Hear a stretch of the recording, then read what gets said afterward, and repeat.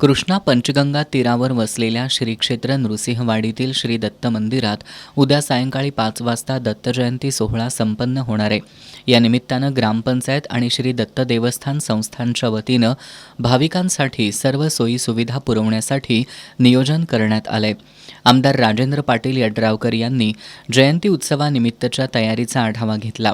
यावेळी तहसीलदार अनिल कुमार हेळकर, सरपंच चेतन गवळी, माजी सरपंच धनाजीराव जगदाळे, ग्रामविकास अधिकारी ग्रामसेवक हेमंत कोळी यांनी तयारीची सविस्तर माहिती सादर केली.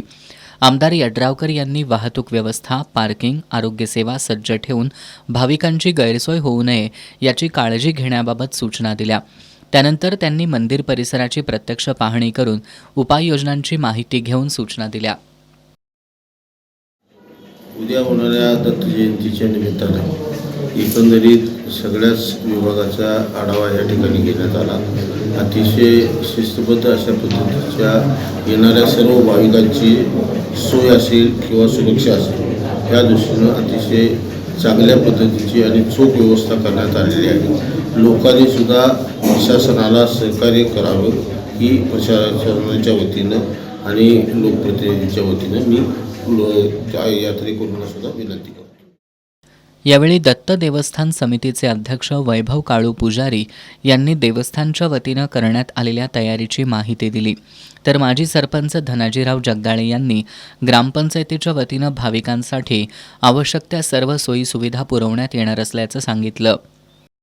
एकंदर दत्त जयंतीच्या पार्श्वभूमीवर ग्रामपंचायतीचे प्रशासन यांच्या वतीनं बऱ्यापैकी सगळ्या सोयी केलेल्या आहेत. ज्याच्यामध्ये पार्किंगची व्यवस्था असेल, आरोग्याची व्यवस्था असेल, पोलीस संरक्षणाच्या दृष्टीनेची व्यवस्था असेल, त्या लोकांना आपण सांगितलेले आहे, सुचवलेले आहे. तर या सगळ्या पार्श्वभूमीवर आमची आता दत्त जयंतीची पूर्ण तयारी झाली आहे आणि उद्याची दत्त जयंती पार पाडण्यासाठी आमचे ग्रामपंचायत प्रशासन पूर्णपणे सज्ज आहे. दत्त जयंती उत्सवाचे मानकरी विनोद पुजारी यांच्या निवासस्थानी उद्या सायंकाळी 5 वाजता जन्मकाळानंतर श्रींचा पाळणा ठेवण्यात येणार असल्याची माहितीही यावेळी देण्यात आली.